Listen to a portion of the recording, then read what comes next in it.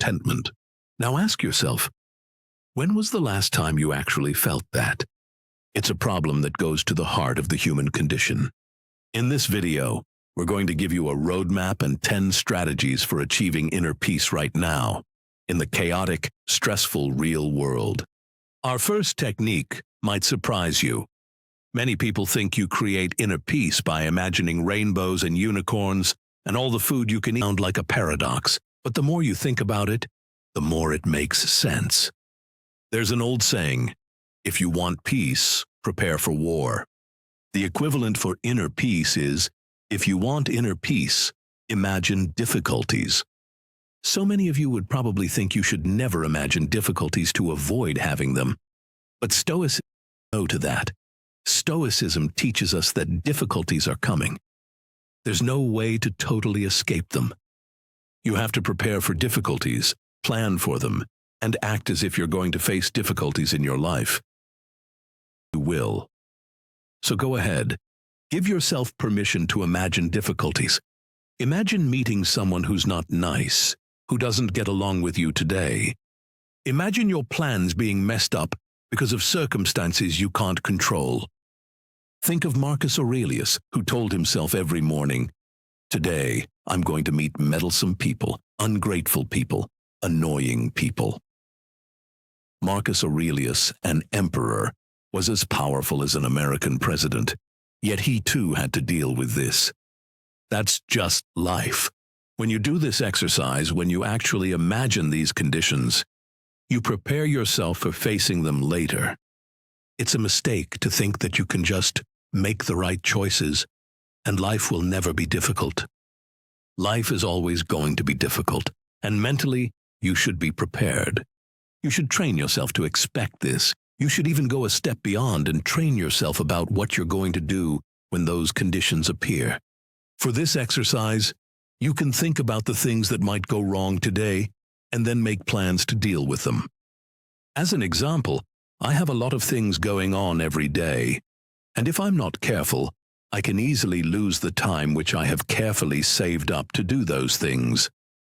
So I imagine things going differently than I wanted, so I can cope with what it might be like if I have less time at the end of the day. And guess what? Most of the time, I do have less time at the end of the day than I would have liked. But by doing this, I can prepare for that, and that gives me a measure of peace.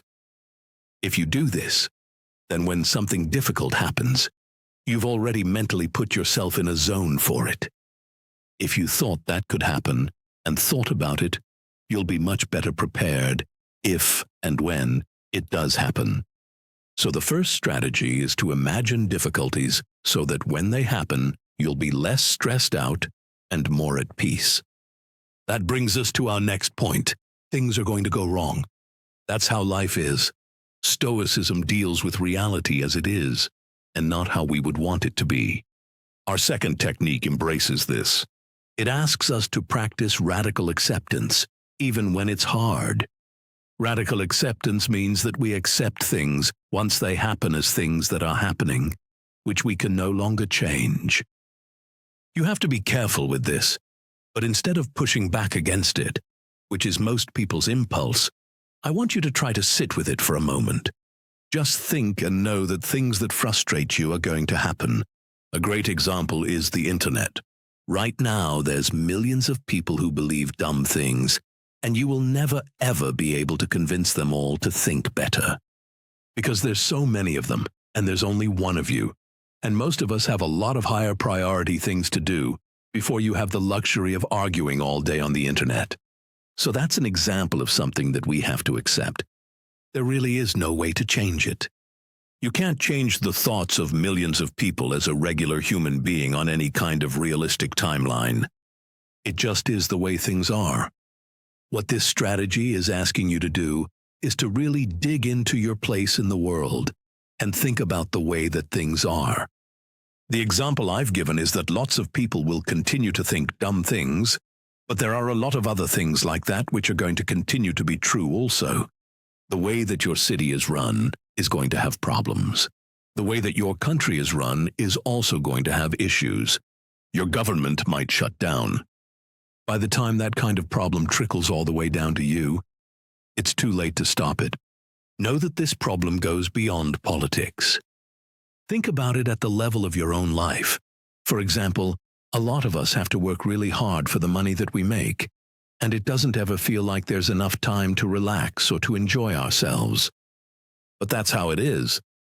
I wish I could tell you that you just have to say these magic words and it'll solve the problem.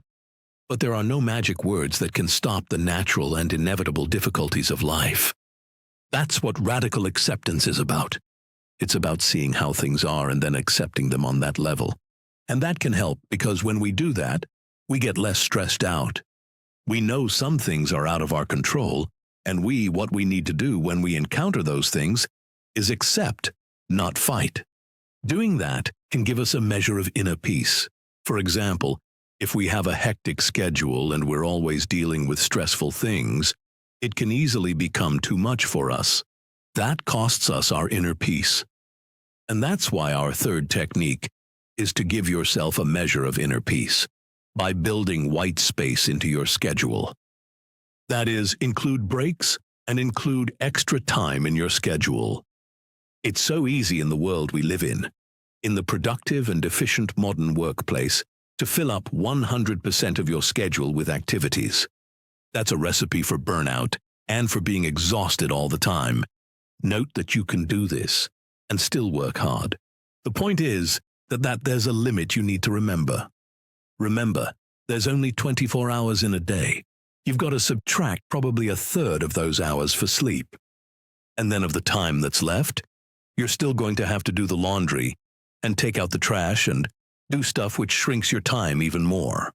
So think about the time you have and how much time you can carve out for rest. Because you need to rest. Give yourself some time in the time that you've got to have peace. Time to relax, time to do nothing, time to be at peace. Because downtime is the best kind of time you have to give yourself peace.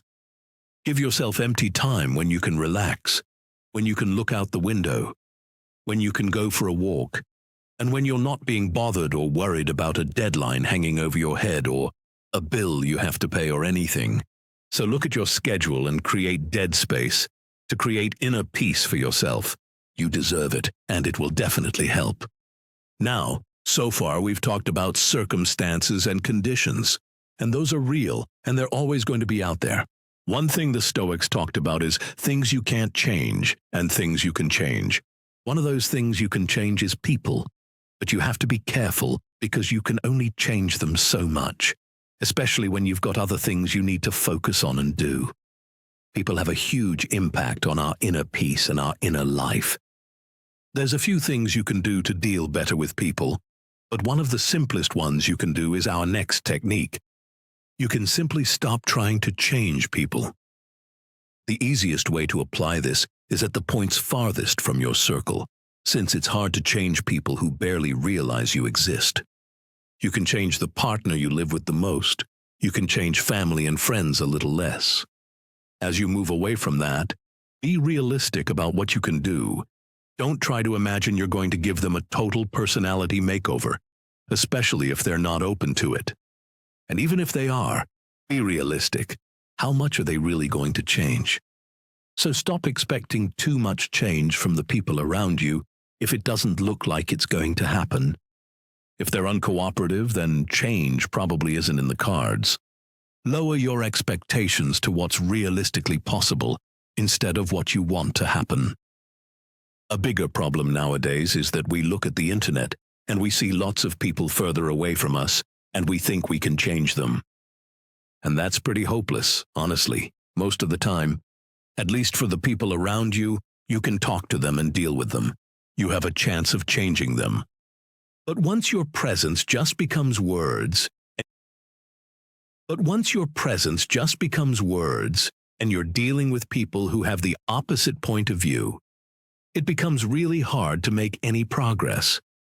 We've asked you to be realistic about how much you can change the people around you, but for people who are far away, who are maybe even hostile to you, consider letting that one go.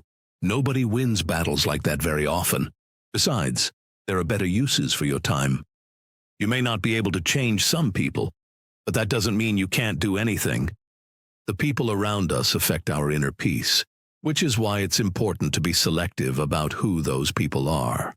So if there are toxic people in your life who stress you out and you don't get along with, consider, for our next technique, creating boundaries around them.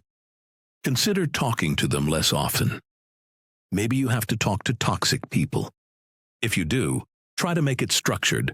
Make it a weekly phone call that you restrict to 15 minutes. If there's someone who stresses you out and for some reason you talk to them for an hour every day, try to bring that down. Make it 30 minutes if you can. If you're in a work situation and you have a difficult coworker, then give them the time that's required, but without giving them a whole lot more. Create boundaries around toxic people because it's going to reduce the stress in your life, and that's also going to create more peace. Our next technique is the reverse of this. Sometimes you have to create space around people. Other times, people have to accept the space around you. This technique has to do with acceptance. You have to accept that your inner peace may require disappointing some people. Some people want more than you can give. And the problem is in the wanting. Either they learn to want less, which a lot of people are really reluctant to do, or they're going to be disappointed. You have to accept that the way that you're living your life is going to displease some people, and that's okay. That's life. I don't think there's any way you can hope to satisfy everybody. You can satisfy some people. That's the good news. The bad news is a lot of people will be unsatisfied because they are making some kind of demand, and you won't be able to meet it. When you look closely at those situations, it's not very fair for them to expect that from you. If someone just knows you and wants your time, remember your time is yours to give out. And how you use your time affects your inner peace. It's your choice to make. You've got to distribute your time in a way that improves your inner peace and leaves you happy. It means some people will be unhappy. That's their problem, not yours. Try to be nice about it, but accept that some people may feel let down by the choices you make, and it's up to them to adjust. Our next point is related. To have real inner peace, you've got to choose your battles. You don't have an infinite amount of energy, and you don't have an infinite amount of time. You can only change so much. You've got to ration your time so it goes to the areas which deserve them. To get more effective at the things that matter, you have to concentrate on them. This means doing fewer things outside of the things that you care about, outside of what you're trying to improve. So pick your battles. Pick the things that are important to you to do and let the other ones go. Don't let them mess with your inner peace. Don't let them worry you. You can say these words to yourself. I'm here to work on the things that matter. I accept that other things may go wrong, but that's the cost of doing business. That's what it means to do something really well, which is what I'm here to do. Accept that and move on. Until now, we've talked about negative points to focus on, but let's move our focus to one of the positives. One of the important things you can do to increase your inner peace is to cultivate gratitude. Think about what makes you happy and practice feeling gratitude towards it. Think about people that make you happy and practice feeling gratitude towards them. In fact, think about calling the people who make you happy and telling them that they make you happy. Almost everyone likes to hear that, and it's a good practice for our personal relationships. So practice gratitude towards the good people in your life and the positive circumstances that have brought you where you are. You can do a lot with your mind to increase your inner peace through gratitude. Another thing we can do has more to do with expectations. It's to let go of the ideal, let go of the perfect. In my opinion, we live in a stressful world that asks a lot of us. For most of us, there is just no way to do everything to a really high standard. If you're a person living in an expensive city, or supporting a family, or working multiple jobs, there is no way that you can do all that and do it perfectly. All you can do is use your time effectively in a world where you don't know the future and you don't know what's going to happen. So some of your plans will work out, and some of them won't. Because that's the nature of plans and time, and the limits of our ability to predict. The problem is, we can get too ambitious and overconfident about the real world. We can get in the habit of thinking, maybe I can be perfect, maybe I can do everything perfectly well. And then we feel disappointed and stressed out when that doesn't work out, because of course it doesn't work out. We will never be able to make plans which are perfectly expressed in the real world. We have to make our peace with that, because we can't change the world so that it always agrees with our plans. But we can change ourselves. So try to hold the thought in your mind that things won't be perfect, but you're going to do your best, and that is good enough. Our final point has to do with the relationship between your emotions and peace. Our suggestion is to try to process and not suppress. So many of us have strong emotions, desires, and ambitions. We want to go out there. We want to make a difference in the world.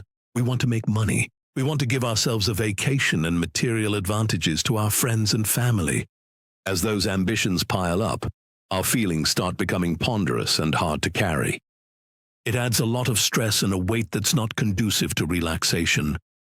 We have to find a way to make them lighter, to ease the burden. One way we can do that is to hold our emotions in our heart and hear them out. Try to take a little break and give your emotions some space to be felt and for you to listen.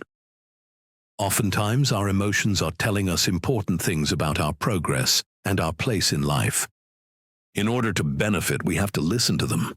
If we don't listen, those lessons won't be heard. We won't learn from them. We won't have the chance to improve like we could, and that's a missed opportunity. So listen to your feelings, accept them, and know that we all have to do this. Every human being has to undergo this. Because every one of us has big, strong feelings which may not fit at times, like when you're trying to do your taxes.